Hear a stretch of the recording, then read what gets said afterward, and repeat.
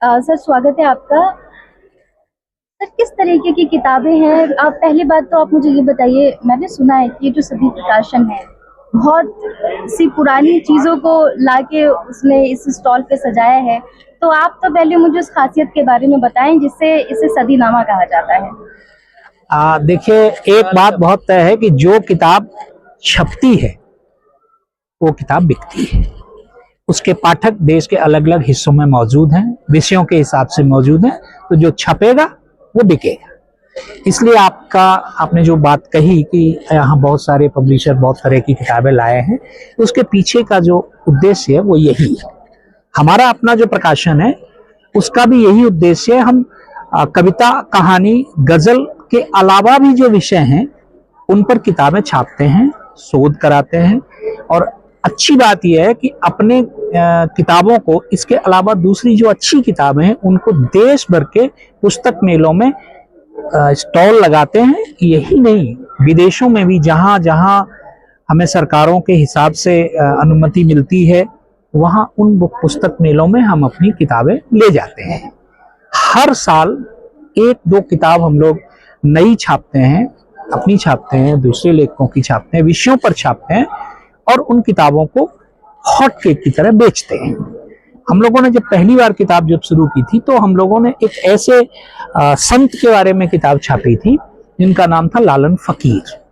लालन फकीर पर जो पहली किताब आई, उस किताब के बाद हिंदी के सभी बड़े प्रकाशकों ने लालन फकीर पर किताबें छापी। लालन फकीर बांग्लादेश के फकीर थे और वो अपने जीवन में उन्होंने प्रेम का संदेश दिया और प्रेम के संदेश देने की वजह से उनके जो अनुयायी हैं या उनके जो टीचिंग्स हैं वो कविताओं के में हैं और उनको बाउल संगीत कहते हैं। दूसरी किताब जिसको हमने रेखांकित की है हमने, वो बांग्लादेश के ही एक पॉलिटिकल सिस्टम की किताब है, 1946 की किताब है। इस देश को ये बताते हुए मैं बड़ी खुशी हो रही है कि 1946 में इस देश को चलाने के लिए एक सरकार बनी थी जिसमें कांग्रेस भी शामिल थी, मुस्लिम लीग भी शामिल था। जवाहरलाल नेहरू उसके प्रधानमंत्री थे। मैं पूरी लिस्ट नहीं पढ़ रहा हूं। उसके जो कानून मंत्री थे वो जोगेंद्र नाथ मंडल थे। और जब देश का विभाजन हुआ, तय हुआ कि सरकारें नहीं चल पाएंगी, तो पाकिस्तान का जो संविधान है वो जोगिंद्र मंडल ने बनाया। तो पाकिस्तान के संविधान से हमें कैसा कनेक्शन है, वो कनेक्शन जब आप खोजना शुरू किया तो आपको आश्चर्य हो जाएगा कि 1946-45 के पहले जितनी भी संविधान सभा के चुनाव हुए और जिसमें अंबेडकर साहब खड़े हुए वो सफल नहीं हुए। कई जगह इलेक्शन नहीं हो पाए, भंडारा से वो खड़े तो हुए तो हार गए। उनको उनके घर से जोगिंद्र मंडल बांग्लादेश ले गए, आज की बांग्लादेश में, और वहां से इनको जिता के भारत के संविधान सभा का सदस्य बनवाया। संविधान सभा को आप संविधान सभा न कहें, उस समय जो संसद रही होगी 1946 में उसका यही नाम था। तो जोगिंद्र मंडल के दो बड़े काम हैं। एक, इस देश को संविधान के लिए संविधान सभा के तौर पर, और बाद में जो संविधान बनाने की जो प्रक्रिया में जिस तरह से डॉक्टर अंबेडकर शामिल हुए उसमें 100% जो कंट्रीब्यूशन है वो जोगिंद्र नाथ मंडल का है। उस पर एक मुकम्मल किताब हमने 7 साल बाद निकाली है। यही नहीं है, जब देश का विभाजन हो गया तो लोगों ने कहा कि देश का विभाजन हो गया, ये तो बांग्लादेश से संविधान के सदस्य थे अंबेडकर साहब, तो इनकी मेंबरशिप खत्म की जा रही है। उसके लिए बाकायदा लोग लंदन गए, लोगों ने लॉबिंग की, तब अंबेडकर साहब की सदस्यता बची। इस देश के लोगों को इस बात की जानकारी होनी चाहिए और इसलिए ये पहली किताब फर्स्ट हैंड इंफॉर्मेशन किताब है जो यहाँ भी बिकी है, बिक रही है। पूना में बिकी है, क्योंकि पूना में सेकंड टाइम हम उसे ले गए थे और अगस्त सितंबर के महीने में हम इसे नागपुर ले गए थे और नागपुर में इसका अच्छा रिस्पॉन्स था। ये तो हमारी इस बार की किताब का है।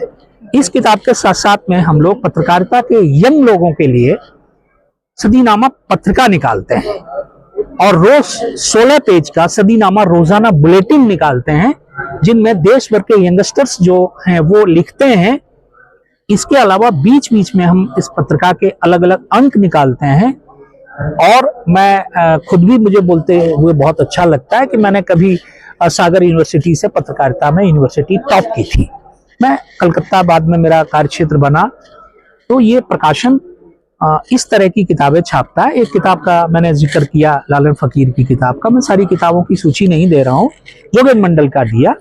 एक किताब का मैं जिक्र थोड़ा सा करना चाहूंगा, वो ये है कि आप देश के इतिहास को थोड़ा सा देखेंगे तो पटना की मैं बात करता हूँ कि गांधी जी जब पटना पहुंचे और राजेंद्र प्रसाद के घर गए, तो राजेंद्र प्रसाद के नौकर ने कहा कि साहब ऐसा है कि राजेंद्र प्रसाद जी बोल गए कि आप जो है यहाँ रहेंगे और ये आपका टॉयलेट है, ये सारी चीजें हैं। गांधी ने अपनी आत्मकथा में जिन जिन चीजों का जिक्र किया है जो आज की तारीख में रिलेवेंट है, उस पर हम लोगों ने किताब छापी, गांधी आज भी खरे। मैं इस किताब का, ये किताब है जोगेंद्रनाथ मंडल की, जो आप देख सकते हैं, और वो लालन फकीर वाली किताब दीजिए, और गांधी आज भी खरे दे। एक मिनट, ये किताब है गांधी आज भी खरे। ये आज के हिसाब से इसमें कॉन्टेक्स्ट है, रेफरेंसेस है कि आज की तारीख में गांधी की चीजें कौन कौन सी रिलेवेंट। बहुत सारी चीजें खत्म हो गई, लेकिन आज बहुत सारी चीजें वैसी की वैसी ही है।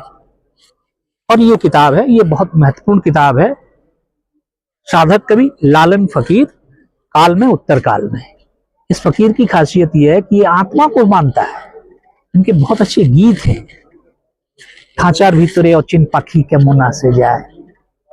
शरीर के भीतर में एक पिंजड़ा है जिसमें आत्मा आती है और जाती है, और इसका उस समय के बांग्लादेश के तत्कालीन जो मुस्लिम कट्टरपंथियों ने बहुत विरोध किया था, और इनके गीतों को बंगाल में बहुत माना जाता है। इन पर बहुत फिल्में हैं, पिछले 2 साल पहले इनकी फिल्म, इन पर फिल्म आई थी मोने मानुस। तो ये कुछ एक चीजें हैं हमारी, और बाकी आप पूछ।